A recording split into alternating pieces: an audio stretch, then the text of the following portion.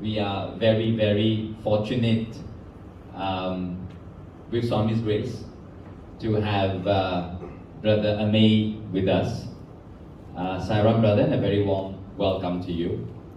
And he's also joined this evening by his wife, Sister Babita, Sairam sister. Warm welcome to you to Singapore.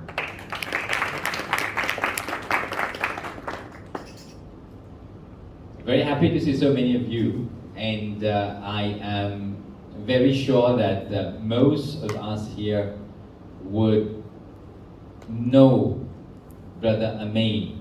Well, not in person, but you would have seen him in many of his talks on YouTube or over the Zoom channel. And so he is no stranger to many of us. But I think for those who may not know him,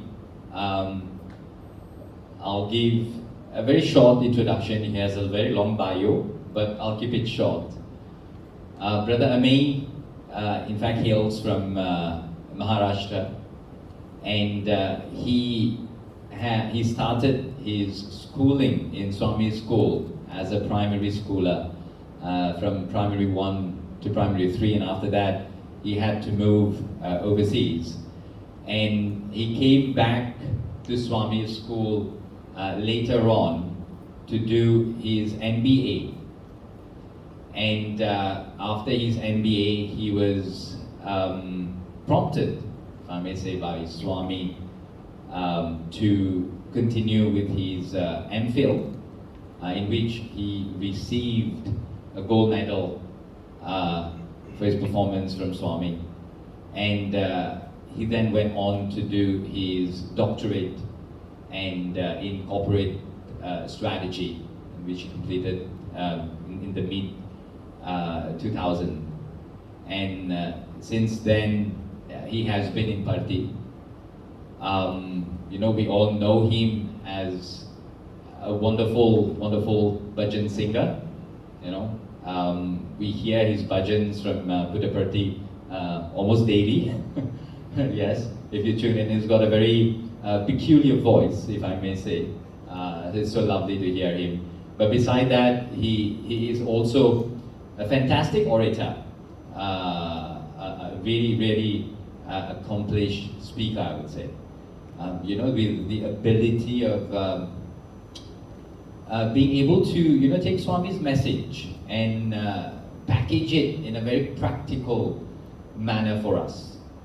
And in fact, you know, as in it's almost like you know, give you some sort of a package that you can easily apply to your life, and that's really one of the trademark of Brother Amey. Presently, he is based in Puttaparthi, in Prashanti Nilayam, and he works at the Center of Human Values in Prashanti Nilayam, where he is a resident fellow there, and his work comprises of bringing values into the larger society, engaging with government agencies as well as professionals in the society, but as well as doing training in human values and even in bhajans to the various committees in India. So with this, I would like, let us all put our hands together to welcome Brother Amey.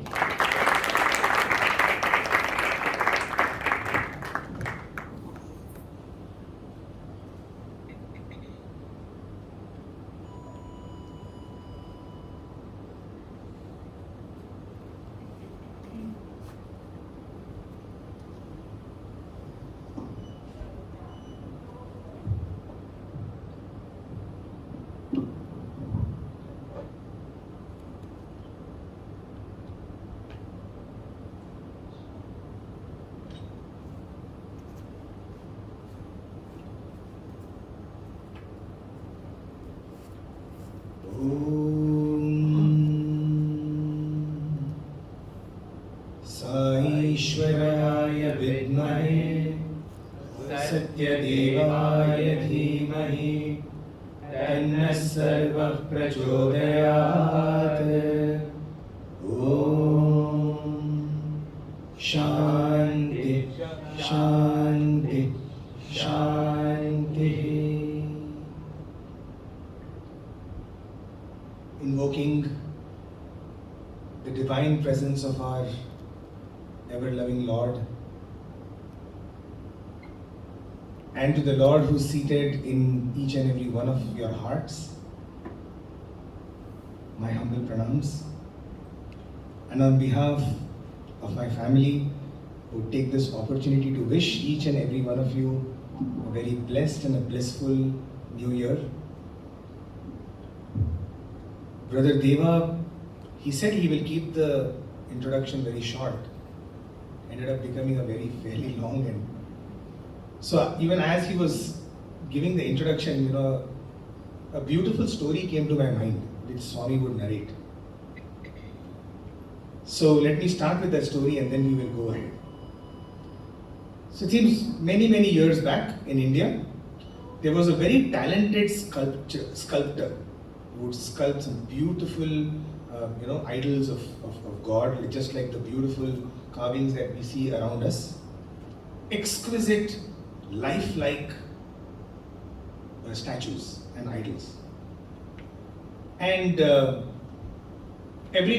his fame was spread far and wide. And eventually, as the culmination of his lifelong effort, he got an order from the king of that place to sculpt out a beautiful Vishnu idol, an idol of Vishnu. And so it was, one of the pinnacle moments for him, an epitome of all of his work, and so he put in a lot of effort and he created one of the most beautiful statues of the Lord. And now typically to transport these idols, he would have his own donkey on whose back he would keep the idol and then transport that idol to that place. So he had finished the idol, he put that beautiful idol on the back of his donkey, and now the donkey starts to move towards the capital of the kingdom. And for the first time the donkey is entering into the kingdom. There's a capital, there's bustling crowd, it's like the CBD, Central Business District of those days maybe, right? So it's bustling with activity, and around the royal palace is where all the action is happening. And as he enters into the streets, the main streets of Singapore, I'm saying, of that place, right? All the people looking at such a beautiful statue, they start throwing flowers, throwing flowers and garlands and whatnot, chandan, turmeric, and all of that. And the donkey thinks that all of this is coming to itself. And the donkey starts to believe, finally my moment has come. Finally I have arrived. All of these years of hard work of carrying, so many blocks of, stone on my head, on my back, people have finally started accepting me or encouraging me, and people are recognizing me for all my efforts. And people are in fact falling down in front of it. They are doing Satsang Namaskar, and you can imagine that. And the donkey is feeling so good about himself. And eventually it reaches the royal palace. And to its shock, the king and the queen and his entire family and all the the head priests and everybody's outside to receive the donkey. And the donkey is like, oh, it's okay, not so much. I mean, I didn't expect everything to happen on one day. So he is like, relax, just take it easy. I mean, after all, I'm just being humble about it, etc. And there's Vedic chants and there is music going on, and finally the beautiful idol is lifted off and it is taken in a ceremonial procession into the palace. And now that the donkey is just around, all those nearby, the soldiers and gatekeepers, they are like, come on, hut, hut. And the donkey suddenly, now reality hits him, right? And so now the donkey is like, shooed away, and it is going back to its to its place, and nobody is bothered now about the donkey. So after all, just a donkey. And Swami very beautifully mentions in this Chinaka that donkey starts thinking, how fickle is man? How fickle-minded is man? 20 minutes back, I was the cynosure of everybody's eyes. I was the star attraction. And now, man has forgotten me. Right? And so it makes its way back to the sculptor, to the person who's the sculptor, and then he says, please explain to me, what is this phenomenon? So sculptor says, what happened? So he says, while going, everybody was throwing flowers and kumkum and chandan and all of that, and now nobody even bothers about me. And then the sculptor says, oh donkey, you will always remain a donkey. All of that was being received, that you thought was given to you, was not actually for you. It was for the Lord who was seated on your back. You all understand that. But where the punchline comes, where Swami says is, my students are like that only. All our value that we have in our life comes as long as we keep Him in our minds and in our hearts. As long as we carry Him in our lives, there is some value to us. If all of you have gathered on a Monday evening, it is only because of Him. If I start believing that, oh, these people all have come to listen to me, then I am a donkey. Absolutely. Just like all our achievements and all that we have managed to succeed in life, all our successes are just like the Lord who is on our back. As long as He is there is some worth to it. So what I thought I will say is, definitely my only qualification, I would say, or my only pursuit is not to remain a donkey. To continuously remind myself that whatever we have in our life is only because of Swami. Right? As long as the Sai is associated with the student has some value, right? Sai student. Once the Sai is dropped off, the student has no value. Similarly, in our organization, it is the Sri Satya Sai Global Council. The Global Council has no value as long as we drop Sri Satya Sai. The moment we add Sri Satya Sai, our organization gains meaning. Right? So, it is this addition, and that is what I wanted to talk to you about, the 3 A's, the AAA of life. And so I thought I'll share my thoughts on the AAA. We have a AAA battery, AA battery. So what powers our life is this AAA? What is that? The first step is adding God to your life. A lot of people say, how do I get devotion? I know that I'm supposed to have devotion, but I don't seem to have devotion for God. Right? How do I cultivate devotion? How do I cultivate love for God? The simplest way of cultivating love for God is to simply add God to your life. You see, in our life, we have so many my, right? My job, my wife, my children, my house, my car. In the long list of the my's, what Swami is saying is simply add my God. In that long list, just add a little bit of God in your life. You see, the phenomenon that God is, He slowly but surely starts to rise up in your top 10 list. That is His ability. It could be a lot of things. You could, my wife, my family, my house, my job, my money, my wealth, my God. Just add my God. Slowly but surely, He will start climbing up the ladder. And slowly, you will not even realize a time will come when my God will be number one in our life and everything else becomes subservient to that my God. Right? So, here is another story that was once told in Swami's presence, and something which is very dear to Swami and to many of us. The story goes like this: that there was one rich gentleman, and he was about to pass away.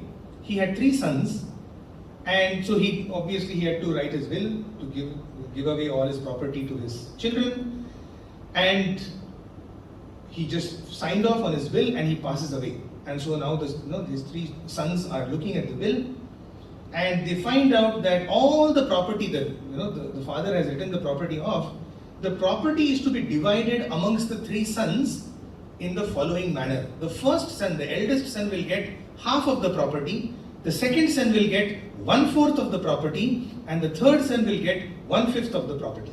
This is how it was written. And so all of the property that the father had were 19 camels. How many? 19. 19 camels. So now they all sat down to divide this property amongst themselves. So what is half of 19? 9.5. 9.5. 9.5 camels for the first son. What is 1/4 of 19? Some kind of, some 4 point something. That many camels, and 1/5 of 19. So another bizarre, conky, bonkers kind of decimals, right? How do you now divide? And so the argument started. The argument between the three brothers started. Who did father love more? Did he love me more, and therefore I should get that extra bit, etc., etc. And obviously there was a fight. The argument turned out into a fight. It almost came down to fist fights. And in India, usually when there's this kind of fight start, everybody all around will come and watch because it's free entertainment. Hey, kuch tamasha chal raha hai, let's go watch. So there was a big motley crowd around it, and as this was happening, a wise man comes across. And he asks, hey, what's going on? What is this crowd about? And so he's explained that, there are these three sons who have to divide these 19 camels into 1/2, 1/4, and 1/5, and now they have no idea how to do it. Okay, and now all the sons are fighting. Okay, so the wise man says, brothers, will you listen to me? He says, yes. What is it?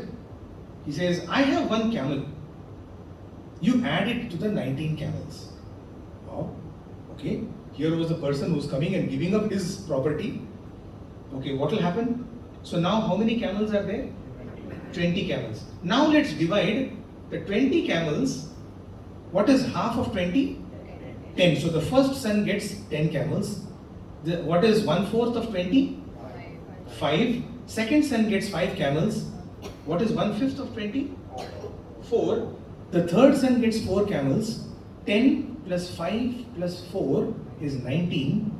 That wise man takes his camel and goes away. Did you understand? Yeah. What happened?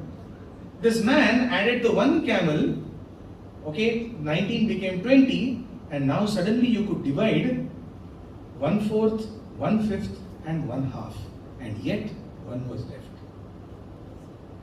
So when this story was told in Swami's presence, Swami obviously enjoyed it, everybody enjoyed it. And afterwards, when at dinner, when everybody was sitting with Swami, Swami said, what did you like in today's talk? And so everybody said, Swami, that camel story was really nice. So Swami says, what does that story tell you? And everybody said, Swami, that division happened so amazingly. Right? There was all chaos, and then something happened, and then the division happened so smoothly. And Swami said, the story is not about division, but it is about the addition of that one.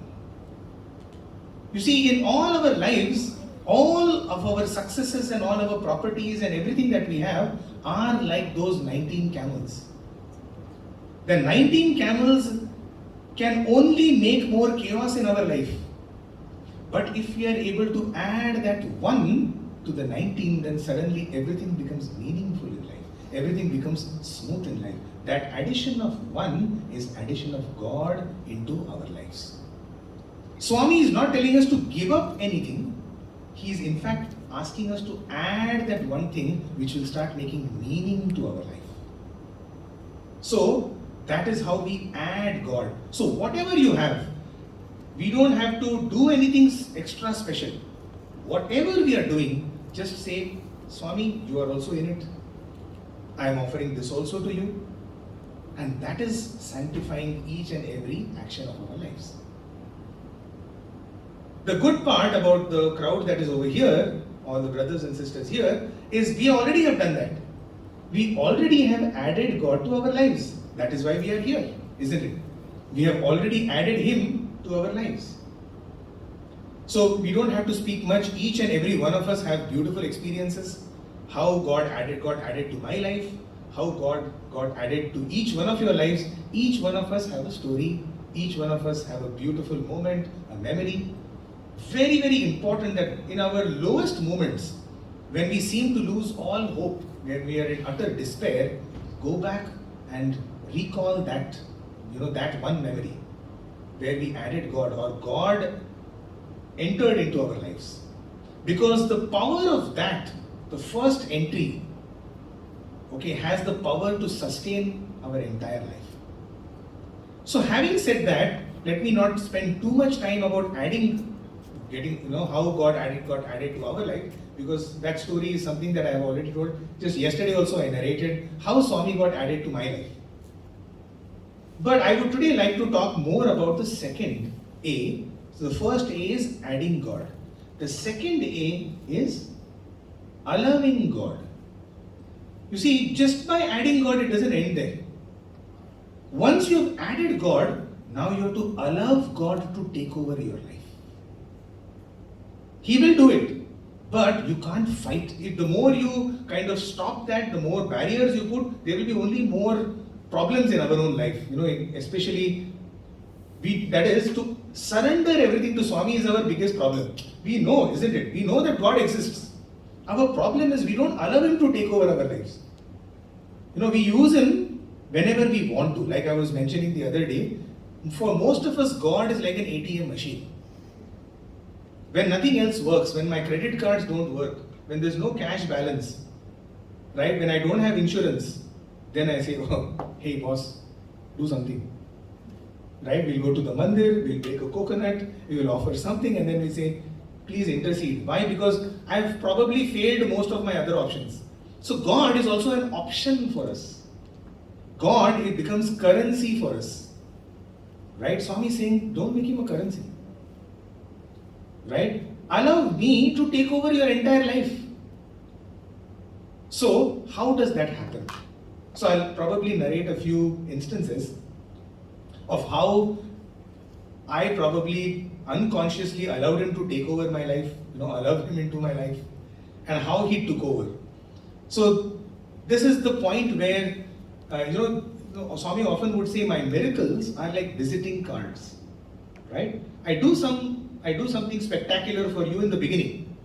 So, what does a visiting card do? It only introduces the person. Introduce the person, every time you meet the person, he doesn't give you a visiting card, isn't it? Visiting card is given only once. Like that, you will notice that miracles typically happen only once in our life. There will be one earth-shaking, cataclysmic, introduction of Him into our lives. Now hold on to that. That's why I said hold on to that moment when God entered into your life. Every time He's not going to come and keep giving you my visiting card. Right? He does that, you'll be like, boss, I know it. Number one, we take Him for granted. Second, we don't understand the significance of that. Because now He just doesn't want to introduce you. Now He wants to take you over. And that happens when He starts giving us little tests here and there. Because only through those tests that we will be able to get closer and closer to Him. So let me just share a few of mine. Being a bhajan singer, one of the most privileged things to do in Prashanti is to be a bhajan singer. You get a lot of opportunities. You are close to Him physically. And what happens when we are a student in the institute is in our second year, in our final year, we are like the senior most class, right? And so Swami also gives you a lot of opportunities to kind of showcase your talent and sing. So when I was in my second year in MBA, we were the senior most class, and Swami would give us a lot of opportunities. And so when Swami gives you so much attention, slowly, you start to feel that's it. Without you, bhajans can't happen, right? You start believing that without me, how will Sai Baba's mission go ahead? You think you are the main guy, okay? And that is the most dangerous thing to happen. So there was a time when I probably began to feel that, I'm a good singer, I'm a great singer, without me bhajans can't happen, etc., etc. And so now Swami had to tell me that, no boss, you mean you're nothing, you're insignificant. And so it was in my second year when one of the days, so we would have roughly about 6 to 7 bhajans. Swami would sit for 6 to 7 bhajans at the end of the 7th bhajan or 8th bhajan. You never know how many bhajans. He will take arati. So the way he would typically take arati is, if you notice, there's a footrest for Bhagwan, and so he will just signal with his feet for the footrest to go in. And that is the signal for arati to start.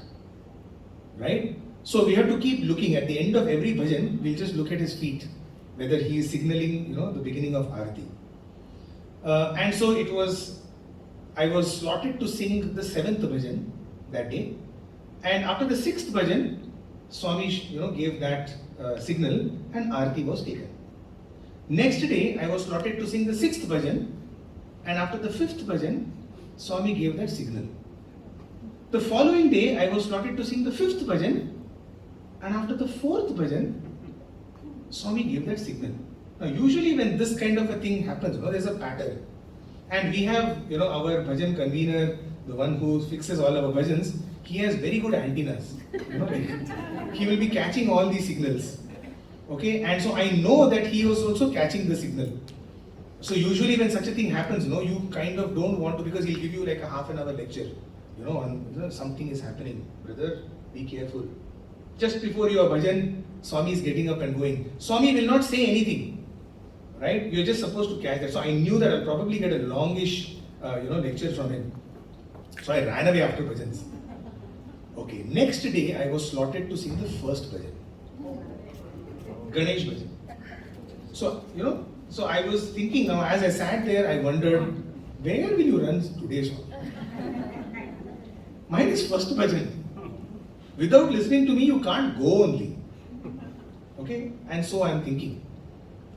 That day, usually the bhajans happen inside the bhajan hall. That day Swami sat outside, where currently the samadhi is, that's where he would sit. That day he sat out there, and so we were all sitting over there. And after the Vedam got over, Swami calls a few students and says, give speech. Today let's have some speeches. And this would be not a very common event, but it would happen maybe once in a semester or once in a year, where some students randomly will be asked to come and give a speech. And we didn't have 1 or 2 speakers, we had 4 speakers that day. One after the other, Swami is asking. And so now I'm looking at the time. Oh my God, this is the end of the session. Swami is now anytime going to take arati. But the stupid monkey mind that this is, I was thinking, see, why am I taking the blame on myself? Maybe it's their good day today, rather than my bad day. Right? So maybe, Swami just wanted to bless them, and so maybe today, just after these speeches, he'll take arati, but I don't have to take responsibility for it.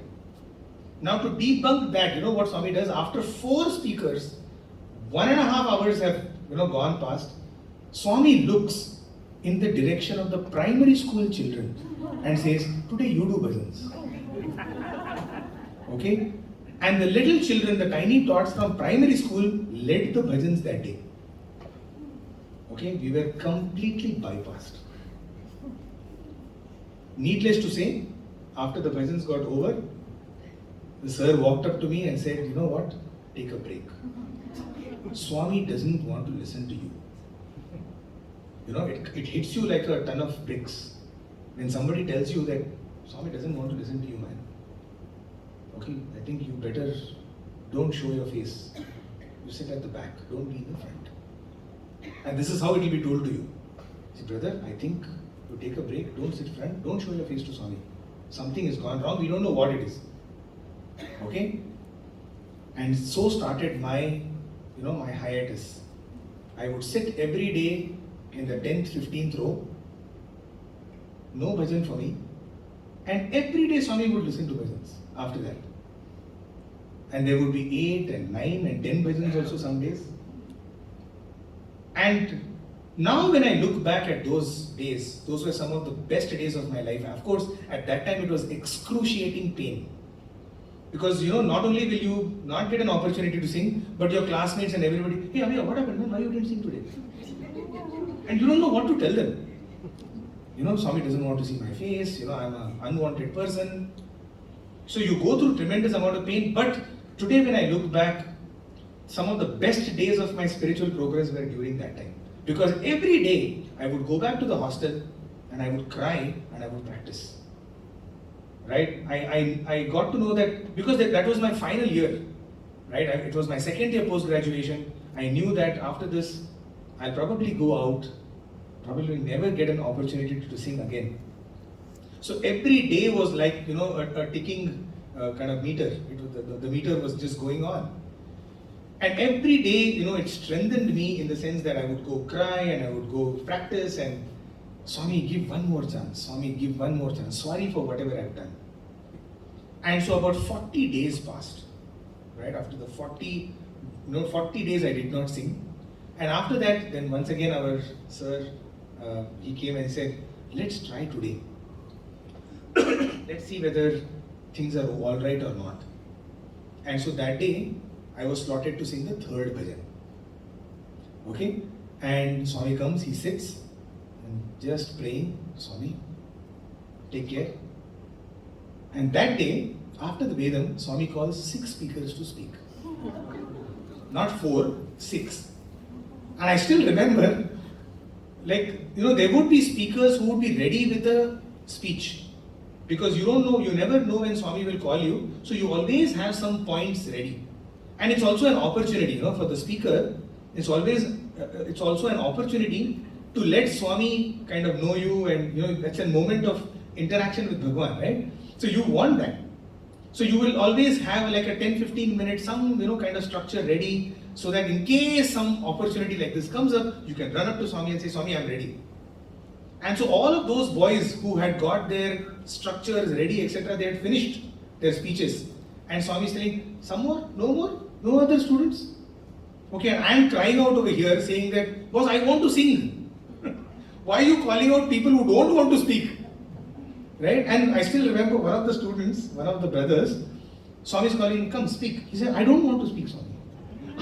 Just imagine speaking in Gulbantal is not easy, right? Like there are 10,000 people there. More importantly, like there's the Vice Chancellor and all of the other, the Mandir authorities are sitting there and they are going to scrutinize every word you speak.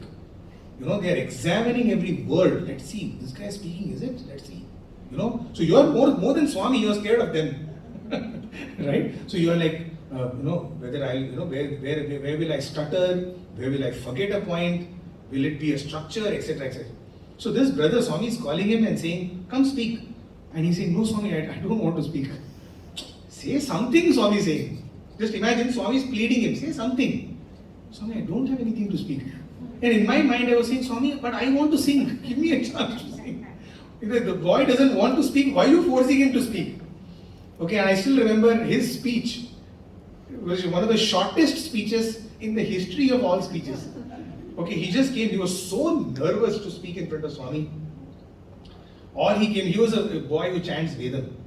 So he stood over there and he just said, Purnamadaha Purnamidam Purnat Purnamudachyate Purnasya Purnamadaya Purnameva Vashishishte. This is full, that is full, this full has come from that full, even though this full has come from that full, this remains full, that remains full. Jai Sai Ram.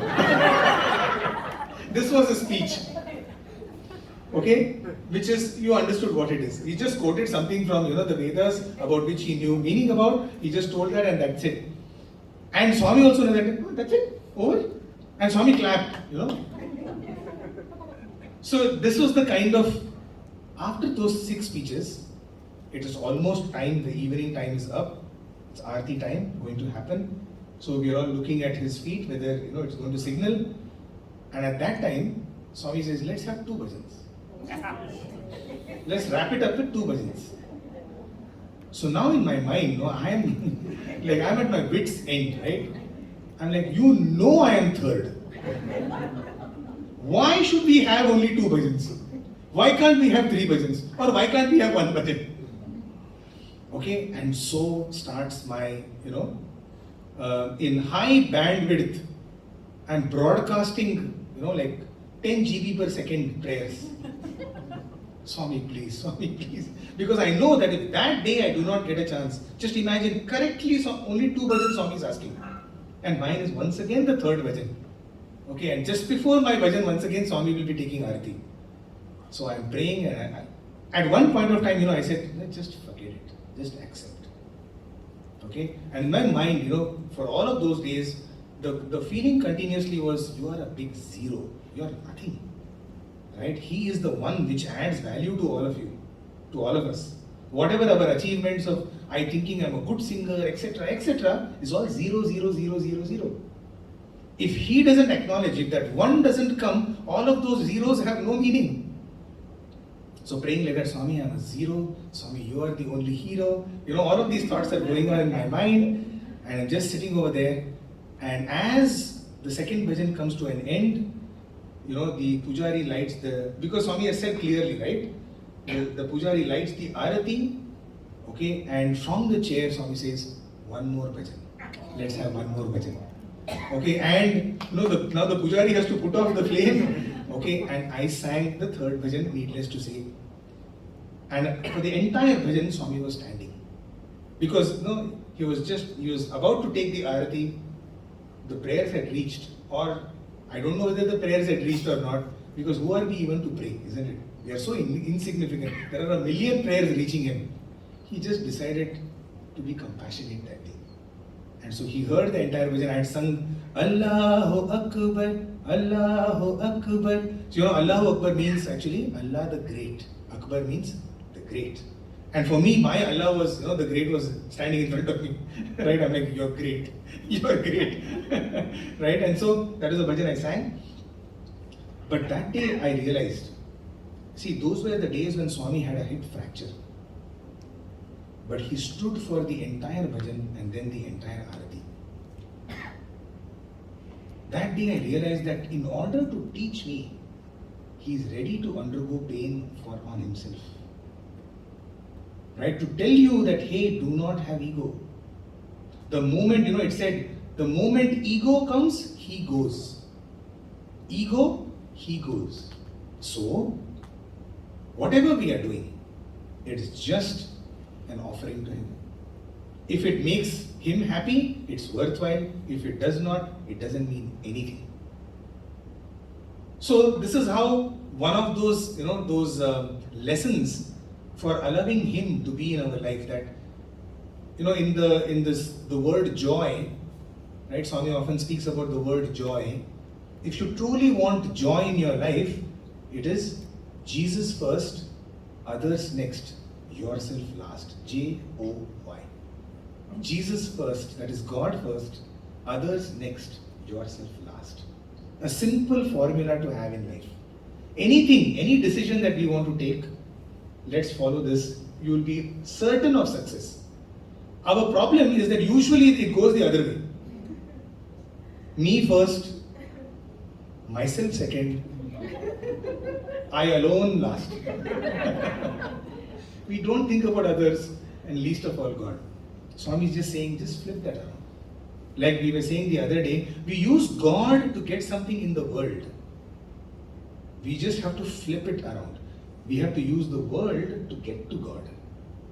God is our destination. God is not the medium. No, a lot of people ask, so if you get self-realization, what exactly will happen?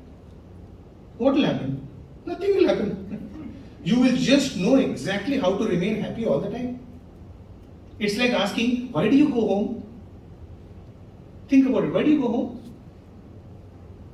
Go home. What else am I supposed to do?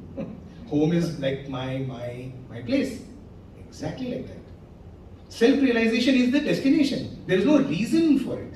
Everything else is to build up towards that. A lot of people say, so if I get self-realization, I'll earn $1 million. Absolutely not. In fact, when you get self-realization, you won't need $1 million. Whether $1 million come to you or not doesn't matter.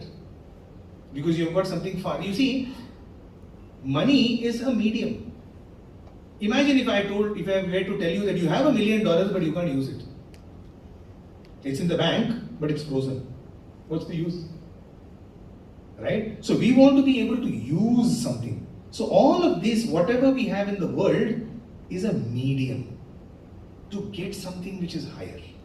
Therefore, use the world to get God rather than using God to get the world. So when we allow God into our lives, we have added God, we have allowed God. Let me give you another instance, an incident that really has really touched me. This happened when we were used to do the Gram Seva. Gram Seva, for those of you who don't know, is village. We go into the villages in and around Puttaparthi during the Navaratri celebrations for 9 days. We go into the villages and we do some service. We give Swami's prasadam. And so when I joined the institute, it was very exciting because it's a massive management exercise. We have like roughly about 55 trucks and about 5 tractors which will carry every day 65,000 packets of food into the villages. Okay, and so we distribute it in roughly 160 villages in and around Puttaparthi. We would drive for like an hour and a half, go into the interior, go to every single house and give Swami's prasadam. Along with, so there will be enough food, there will be sweet, there's a sari and there's dhoti. So this is what is given to every single house. So just imagine 65,000 into 10 days, roughly 650,000 people are served during that Navaratri celebrations. So it's a massive management effort because you can't waste food. You have to prepare exactly the amount that is necessary for that day, else it will become stale the next day. So you can't use the food, So it's like a brilliant management exercise also. Logistics, cooking, getting the raw materials and all of that. But the main part obviously is to actually go to the village and go from door to door.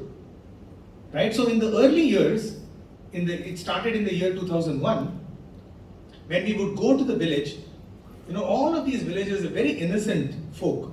For them, getting one meal a day is like, just imagine, it makes a big difference to them.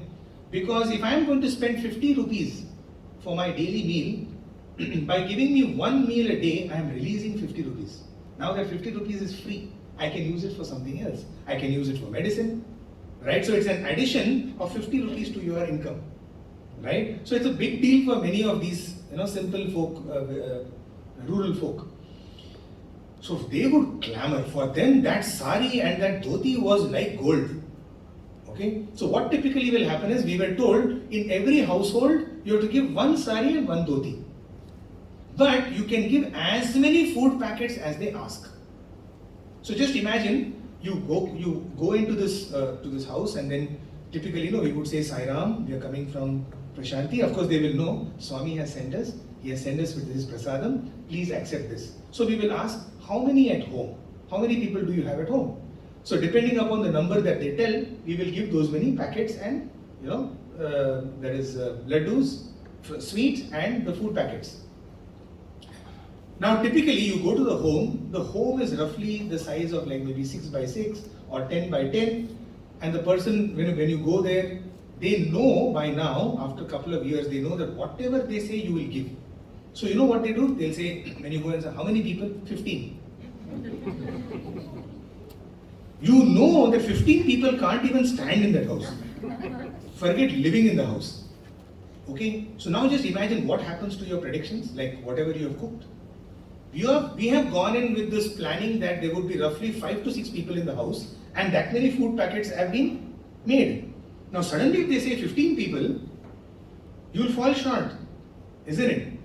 So as I completed 1 or 2 years and I finished my MBA and then I joined for MPhil, and so now I become like the group leader. So earlier, like, I was the guy who would be lifting the crates. Now my job was to be like a group leader, ensure that the distribution is happening properly. Okay, all the crisis management comes on me, in the sense, in case you're running short of food, then organize the food, etc., etc. Now what started happening is, every time you go, and they'll say some bizarre number like this, some 50, 20, 25, like that, they will just say. And so then we have to tell them, Amma, appadam cheppadu means don't talk lies. Okay? Don't lie, tell correctly how many people are there. And you know these rural folk, how they are, right? They are like, the moment you tell them something like that, who is speaking lies? I am not speaking lies. You know, they want to like defend themselves, right? And so they would come hard at you. And so you will start arguing. How can 15 people stay in this house? Okay, and so just imagine my entire days, my morning time, you know, would be just argument. Seva is out of the window. Okay, I am doing all detective work over there. I will say, open your house, let me see your house. And then, you know, some of these people, because they want that extra sari and dhoti, you know, if somebody is giving, let me get one more extra. They will make the cow shed into the house, temporarily. Where the cows are kept, they will just put some vessels over there and they'll say, so then we will say, hey, show me your kitchen, I want to see your kitchen. You know, see, vessels are here only, vessels are here. You'll know that those vessels are neatly arranged just for that 1 hour. Okay, after that they'll go back to their house. Okay, so now what do you do with this, right? So we are arguing with those people and you know. So every day I would come back to Prashanti after we finished the thing, completely frustrated. Okay, just imagine I just argued with like 30-40 people for no reason. And you're coming back to Prashanti. And so like after, you know, 1 week, you know, of that 1 week of the seva, and in the evenings, you know, Bhagavan would give a discourse. And I'll be like, Swami, simply don't talk. Love all, serve what? Okay, I have no idea why am I doing this. Why are you sending me into the village just to fight? I'm better off just being here. Right? You created means like, you know, we have created a solution which is causing a problem now. What have we achieved? We are not achieving anything. See, this is my mind thinking, you know. So it was such a frustration. Just imagine, you know, you go inside and what they will do, you know, if you don't give them the sari, you think they leave you? They will come and start pulling your shirt and pant. Literally, you know, there are times when you have to be like, brothers, get into the car, just get into the vehicle. And these ladies will be coming towards you, coming towards the vehicle. And you literally like, you know, like how in a movie they'll show, right? You just zoom out of the thing. You know, the driver will keep the, you know, vehicle ready. And I'll be like, Sairam, Mama, yes, Mama, coming, Mama, don't worry. They'll be, hey, what happened to our sari? You will just jump in and run away from that. Because in that whole 10 days, to that one village, you will go only once. Next day, you will go to some other village. That I will see. That's a next day crisis. At least today, you know, I'm telling you, genuinely, this used to be the problem with most of us, like all the people, you know. And I used to wonder, Swami, why are you making us do this? It's not, they are not happy, we are not happy. Lose situation. Right? Why put ourselves into this? So it so happened that the next year, I simply decided I'm going to bunk Gram Seva. I'll just tell them that, you know, I have some other work. That is, I'm having some drama work, etc. So it's really busy. Swami's birthday is coming. I need to you know. So I'll bunk Gram Seva. I'm not available for Gram Seva. At least I can save myself from this. And so, sir, you know, our in charge said, okay, fine. And so that year also passed, and I was like, oh, thank God. You know, I don't have to go through this. The following year, this sir, you know, 1 month before Gram Seva only said, last year I know you didn't go for Gram Seva, this time you have to go for Gram Seva. No exemption for you. Okay, I was like, oh God, again. You know, it's a harrowing experience to do that. So, I decided to do a shortcut. So, what we have what is called stock vehicles. Stock vehicles are those vehicles in which extra food is kept and they will be at the end of the convoy which leaves, no? And our job is not to go into the villages, but only to replenish the people who go into the villages. So in case they fall short of food, you know, they will come to the nearest house, you know, to the nearest road where a stock vehicle will be there, and we will give them the extra whatever stock. So we are not actually going into this. So I thought this is a good way, you know, to bypass. So I am doing Gram Seva, but I am just dealing with our own guys. I don't have to deal with the villagers, right? And so I thought this was like a really good, you know, bypass. I found a shortcut. Now, what would typically happen is, you know, this is just to give you the you know, I'm animating it probably. I'm making it too dramatic. But what would typically happen is, at the end of the day, after everybody has served, all of the extra food packets would come to the stock vehicle. Okay, and our job is to distribute all the food before we reach Prashanti Nilayam. Because there's no point bringing the food back, it's going to get stale. So might as well just distribute it. So after having finished the villages, so it's like everybody has walkie-talkies. You should see it. It's like a very beautiful exercise. Everybody will be like, so we have like a home base. Everybody talks. So this is, for example, if it is like a mobile, we would say every truck was a mobile, right? So it will be like mobile 31 to home base calling in. Yes, mobile 31. What's your status? We have got 500 food packets left. We have finished our seva. Okay, the home base will tell mobile 31, drop it into the stock vehicle and come back to Prashanti. It'll be like that. It'll be like everybody is on gadgets, and so we would take in all the extra food packets, and as we are coming back to Prashanti, we will just distribute it. So there will be so many, people working on their fields, right next to the road, to the road. So the moment they see the stock vehicle, all of these, these farmers will come and they will take their prasadam, etc. So it was one day, it was going on well. We had finished and we had come to, the railway station. Do you know the railway station in Prashanti? For those of you who don't know, there is a railway station about 10 kilometers away from Prashanti, and we had stopped there to give, to serve all the people around there. So we are serving frantically, and typically what will happen is, that person, he will take one packet, then he'll go keep it, then he'll go again take another packet. So at the end, you'll see them, they would have got like a, but our job is to just finish it off. If there are no takers, let them take it. So, we are frantically, kind of giving. Suddenly I feel a tug on my pant. Okay? So I'm seeing we are on the top of the truck, right? So everybody else is down. So we're giving it to them.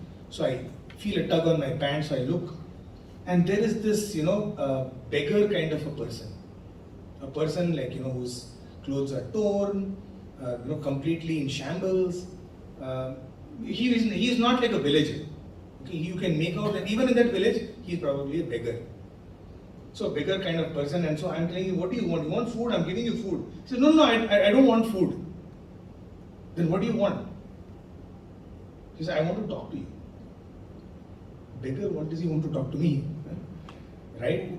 So I just said, yeah, okay, I'll talk to you. Like, God knows what they want to say, right? And so this man, but he was so adamant on speaking to me. So I just told the rest of the brothers, I'll just see what he wants. So I stepped out, I just jumped out of the truck, and I said, Deshpande, say what do you have to say? And this beggar tells me, I am a beggar.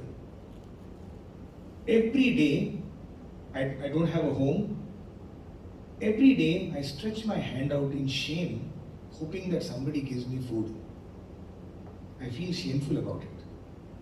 But these 10 days, when Bhagwan sends prasadam, I don't have to stretch my hand out in shame.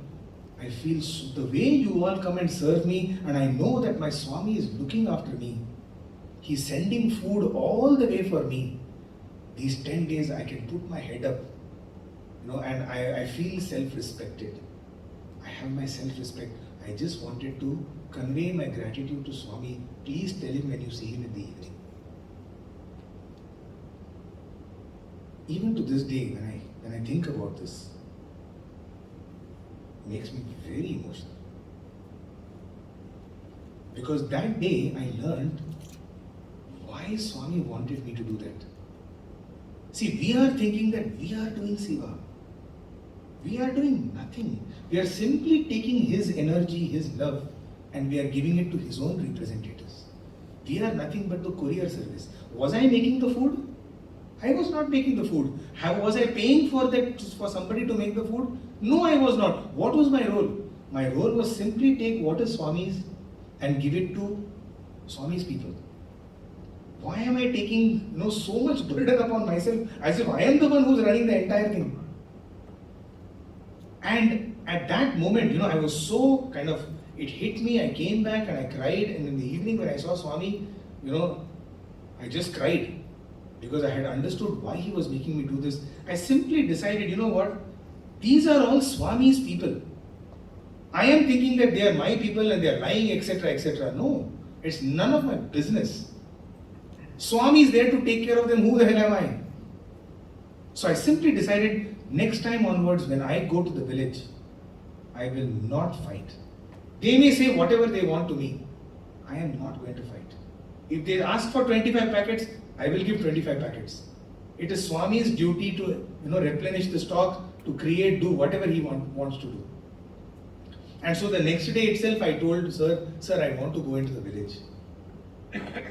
And believe you me or not, dear brothers and sisters, from that day onwards, for the next several years, I never argued with anybody. It never happened that I needed to argue with anybody. It was almost as if the entire village changed. It was as if they were only fighting because I was fighting.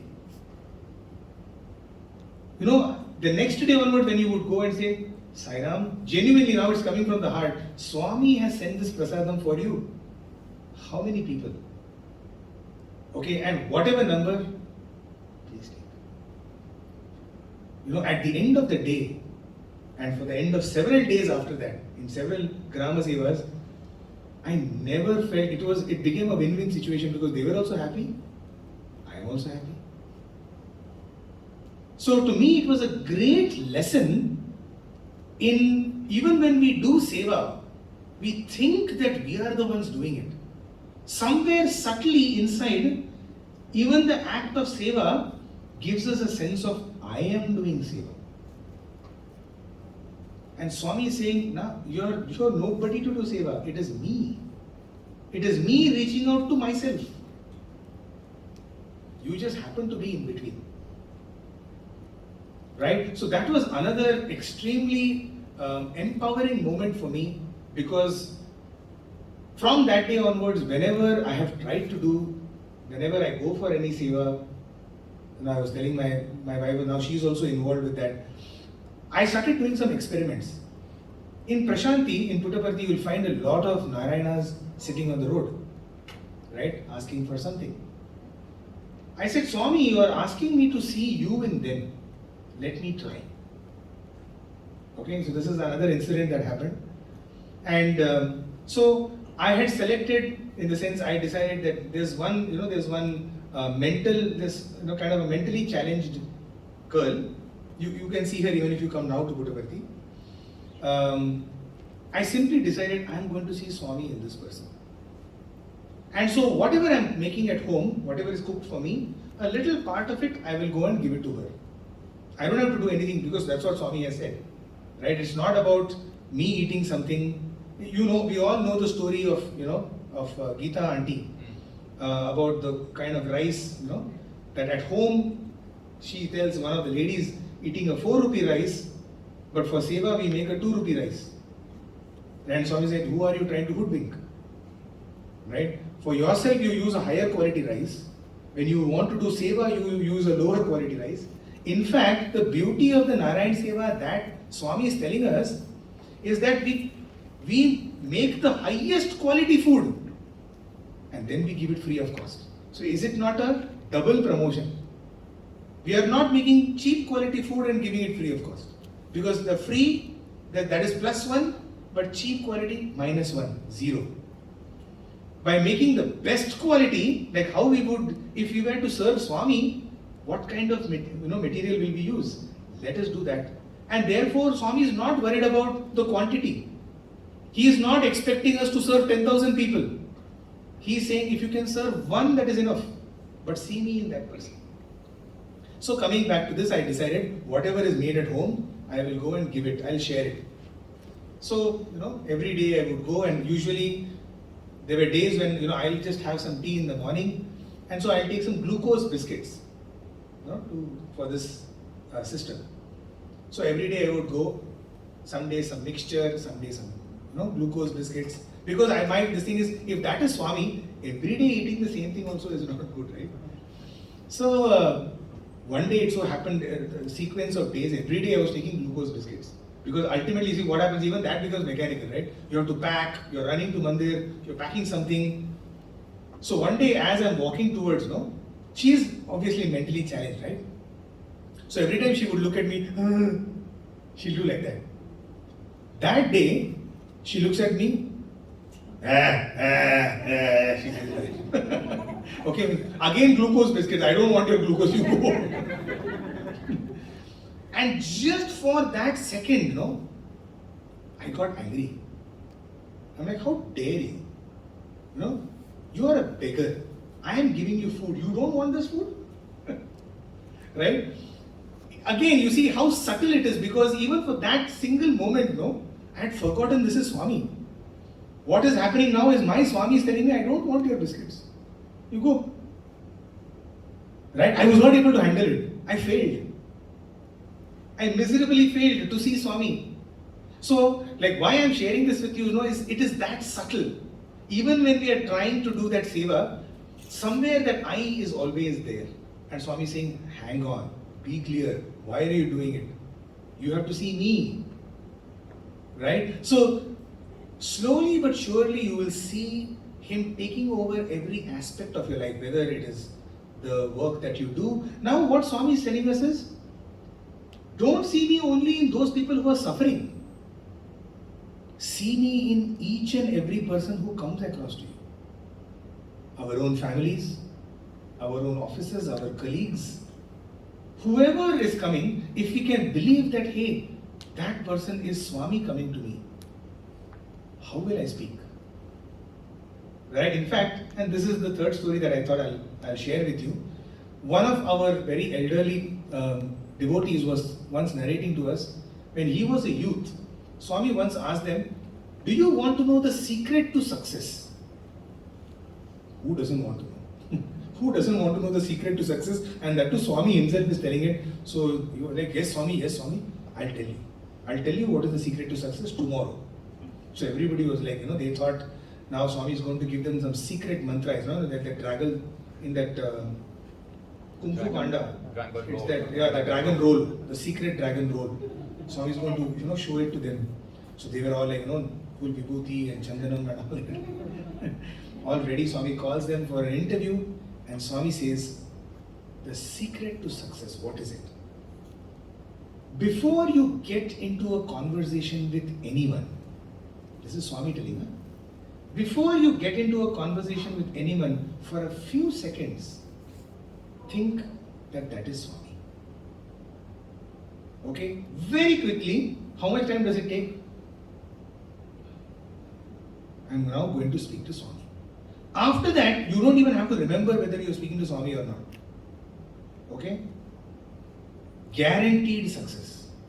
Whatever you have got into, if it's a deal, it's a conversation, whatever it is, you will find yourself successful. This is what Swami told.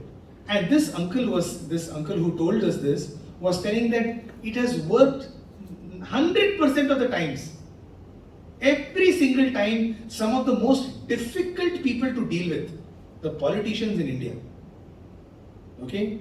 He has used it especially with them in government offices, where you know that nothing is going to work, nothing is going to move on. He said, I've used this over there. You would simply go and say, I'm going to speak to Swami. Okay? And so you don't go in like this.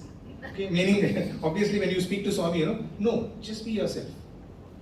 You will see incredible things happening. The conversation itself will change. And after I heard this, I used it myself several times. Okay, it of course doesn't happen because it's not our nature, right? We have to make it our nature.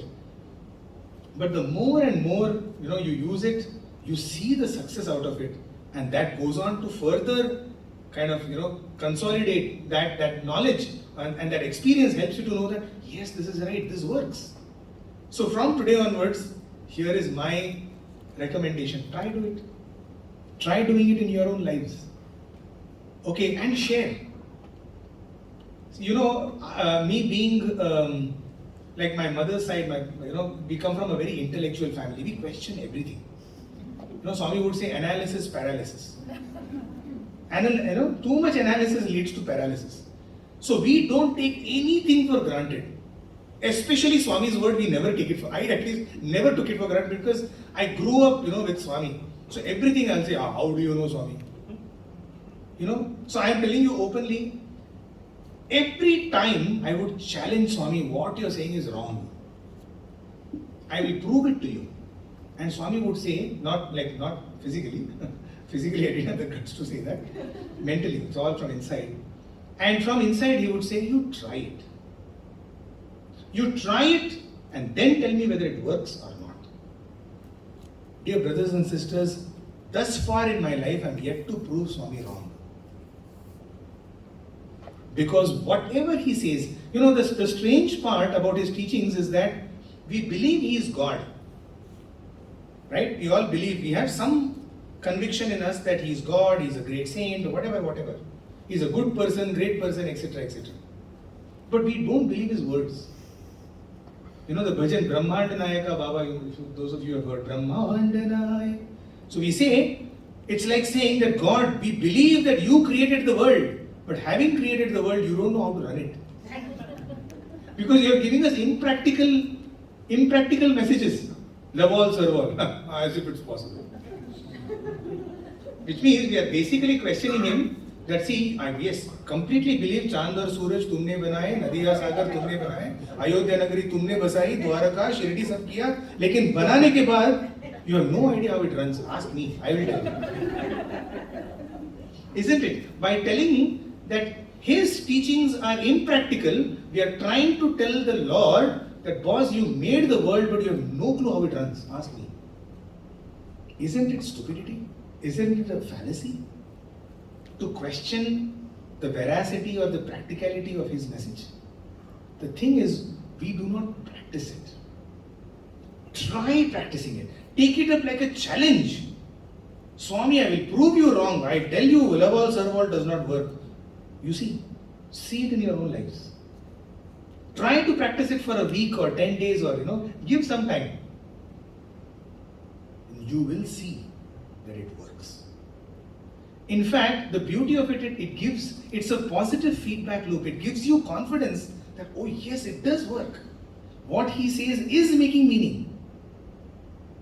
Right? And that is how you allow him to take over your life. Everything that he says starts to make meaning for us. In fact, there is no other way than... So a lot of people say, so you mean to say everything in my life should become spiritual? Yes, it will become spiritual. We don't have to put effort for it to become. Just allow him. And slowly but surely, does it mean that, oh my God, so I'll stop my business, I won't go to work? No. Everything will continue. Janak Maharaj, one of the greatest realized souls, was a king. Krishna was a king. Arjuna was a king. Right? They continued to be kings. So it is not that it is only spirituality is meant for monks. Absolutely not. In fact, it is the most practical thing. It is the secret to our success. It is the secret to our happiness. Right? Once you allow God, and finally the time comes when the last A. First A was? Allow God. Second A? Allow God. God. Third? Yes, when we continue to allow God, slowly but surely, every aspect of our lives becomes God. The third stage is achieve God. Right? You become God. You see, oftentimes when Swami would stand, and deliver a discourse, and few times in his discourses he will say, Bhagwan, Satya Sai Baba has done this. And there will be thunderous applause. Kya baat hai, Like it will be like Swami revealing his divinity or some such kind of thing. And there will be thunderous applause. And then soon after that, Swami will say, and I am telling you, you are also God. And there will be pin drop silence. Because we don't believe it. Like, huh? Yeah, we know that you are God. How am I God? When you follow this slowly but surely, you will realize that yes, you are God. So I will just end by sharing one such instance. In my, when in our student days, when I was a student in the institute, Swami would always carry a lot of letters. He will, by the time he comes to the students, his hands will be full. And so we believed, like Swami would come to us and he will say, so many students would also sit with letters. And Swami would typically remark, you fellows, I give you everything, then also you have something to write to me. Some complaints, some prayers. right? Why are you writing letters? Look, I have already had so much on my plate. I have to go through so many letters already. So I had thought that yeah, correct. No, he already has so much to go through. Let me not add to his burden. So I wouldn't write any letters to Swami. But I would think that on one day in the year, I have legitimate authority to write a letter, which is that day, my birthday. Because on my birthday, you can't disappoint me. No? Oftentimes it happens, right? On our birthdays, like imagine you don't know it is somebody's birthday. You end up arguing with him. Then somebody comes and tells you, hey, today it's his birthday. Actually, we should not be fighting with them on any day. At least on their birthday, we should not fight. I didn't know you, I'm sorry. Right? So I used to feel like on my birthday, Swami, you can't disappoint me. Like whatever I give, you have to take. So on that day, I would write a letter. Nothing much to write in the letter. It's the same old prayers that I had. I had some prayers that I had taken from different places, right? And I used to love those prayers. I can even tell you those. It goes something like, Swami, you are the thinker of my thoughts, you are the doer of my deeds, you are the speaker of my words. Please guide me, guard me, protect me. I am in you, you are in me, I am you, you are me. This used to be my prayer. I had picked up all of this, there's a beautiful prayer that I like, which is, you are the thinker of my thoughts, you are the doer of my deeds, you are the speaker of my words. Somebody had used it in a talk, I liked it, I incorporated it in my prayers. So just, and typically on my birthday, I would write this one statement. If you have read Kasturi's Loving God, his autobiography, okay, it's one of the, even forget for Swami's sake, but even if you want, for English sake, if you want to improve your English language, do read Loving God. It's one of the most phenomenal books, okay, in terms of English language. I guarantee you every 10 pages you will have to sit with a thesaurus or a dictionary. Okay, some classical words, and the way he writes, constructs the sentences, and there's humor and there's a lot of, it's incredible reading. Loving God by N. Kasturi. So in that book, it starts, the Loving God starts, how he says, this time, once again I had failed and had to attend primary school again, and therefore I was sent back to this world to figure out how to get out of the school. Meaning, this world is a primary school, okay, and our whole idea is to pass out of the school. Okay, as long as we don't pass, we will be sent back to primary school to study again and again. Which is, the purpose of life is to break free from the cycle of birth and death. So he starts like this. And in fact, he says, and this time, I was born in a Hindu family on a Christmas Eve on the banks of the Arabian Sea.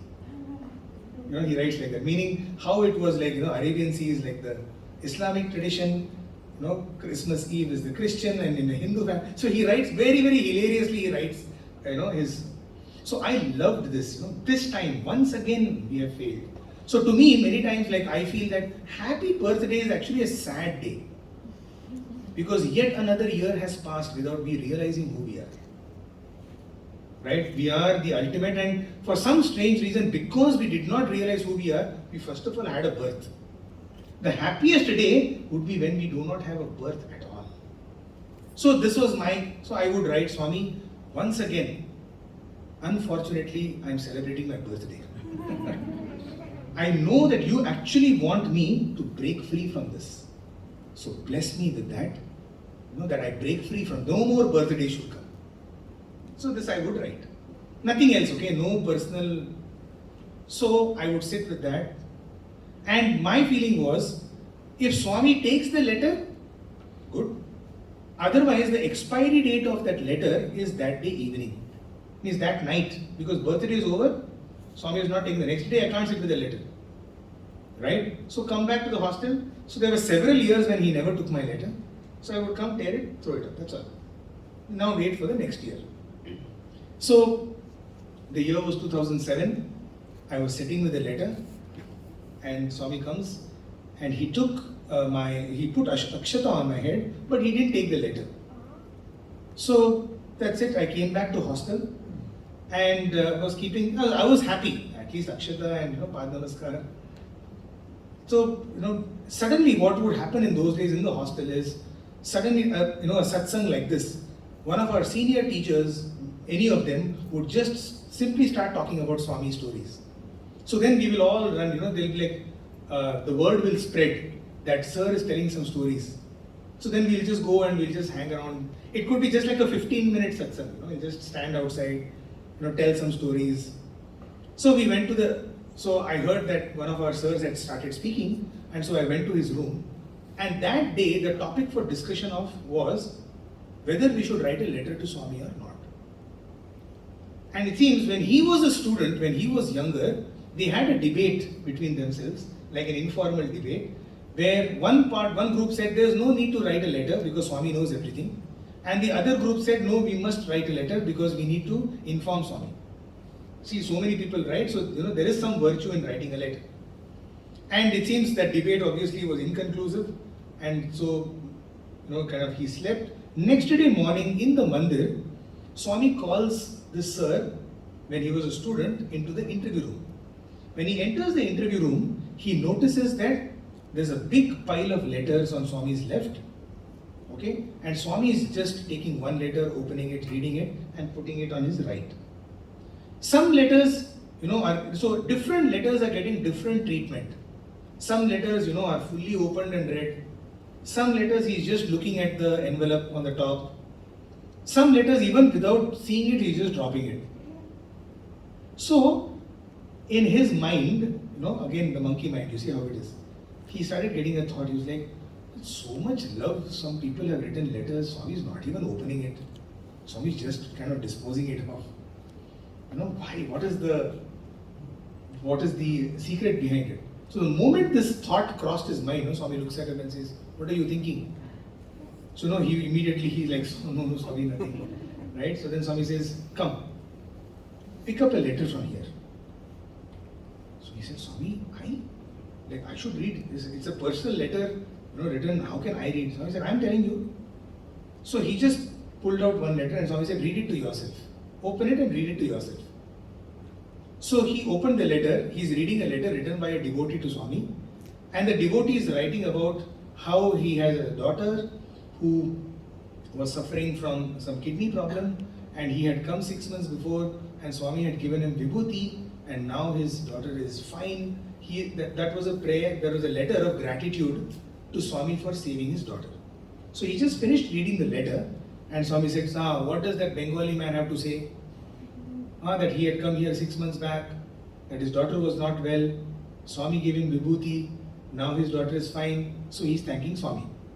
Exactly the contents of the letter, Swami repeated. So it's like a moment of omniscience, right? So immediately, he was reminded of the previous day's discussion. He said, Swami, when you know everything, then why we should write? Is it necessary to write letter to you?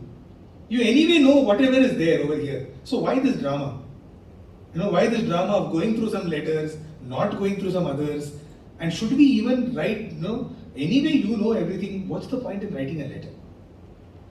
And then Swami said a beautiful thing. Swami says, you are not writing a letter to inform me. You are writing a letter to inform yourself. You see, in the process of writing a letter, what is happening? Our thought, our word, and our deed is coming together. Right? So writing a letter is a moment of sadhana. When we are offering our prayers to Swami, what is happening? It's pure thoughts coming. We will not write unnecessary things to Swami, isn't it? So we are having purity of thought, word and deed, and unity of thought, word and deed. Right? And so therefore, it becomes an informing to ourselves as to what I should offer to Swami. So Swami is telling, do write a letter, but because it is your sadhana, not because you have to inform me anything about it. Okay, he told this, it struck a chord in my heart. I simply decided, that's it, I am not going to give up this letter now. I'm not going to tear this letter. I will sit with this letter every day.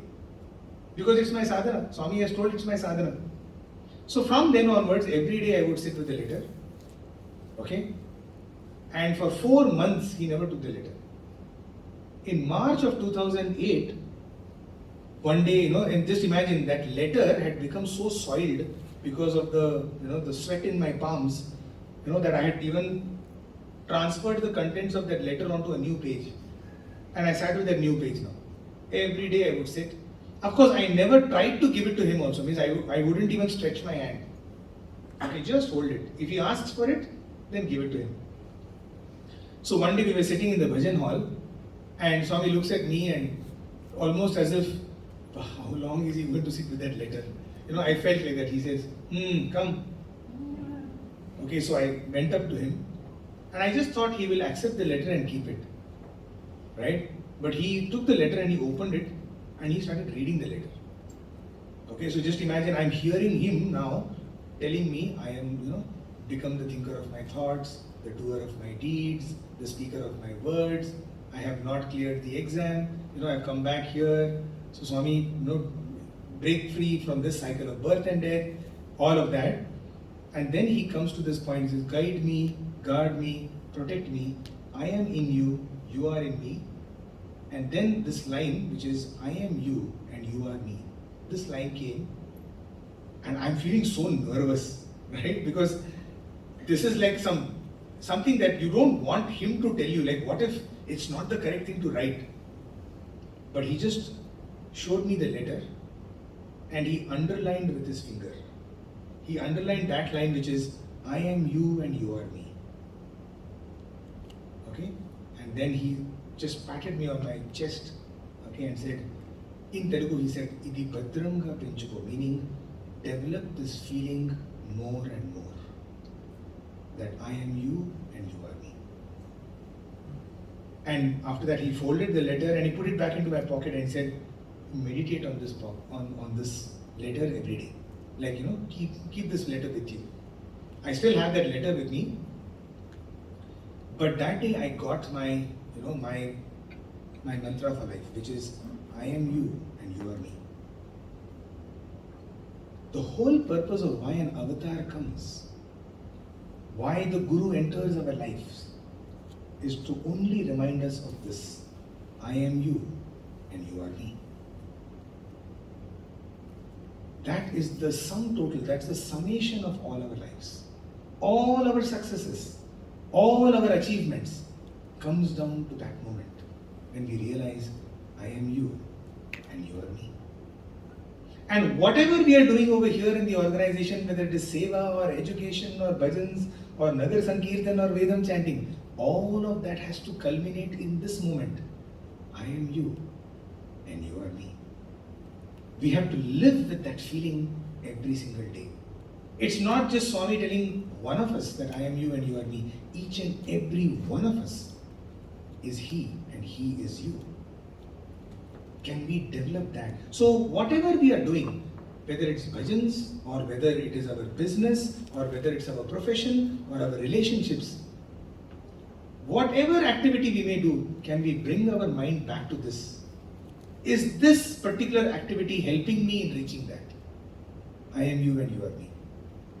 Right? You will see yourself expanding, your heart's expanding. So we start with adding God to our lives.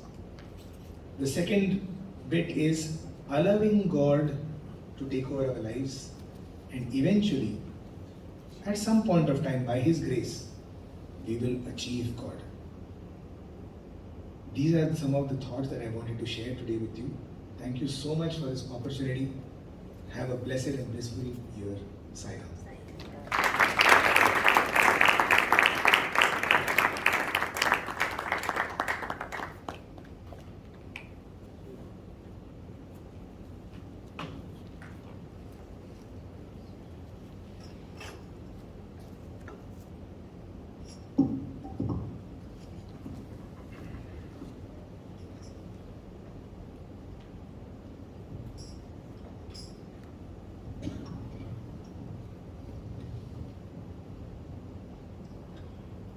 Thank you, Brother Amey.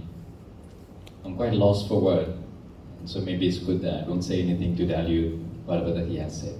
Thank you so much. Thank you for taking us closer to Swami, to these 3 years.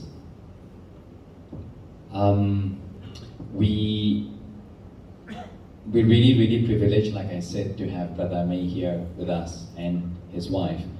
And we have a small something that we would like to pass to them. It's just a token of love and gratitude. So if I can request Uncle Vashi to come forward and present this token to both of them. It is definitely not necessary. It's just a token of love.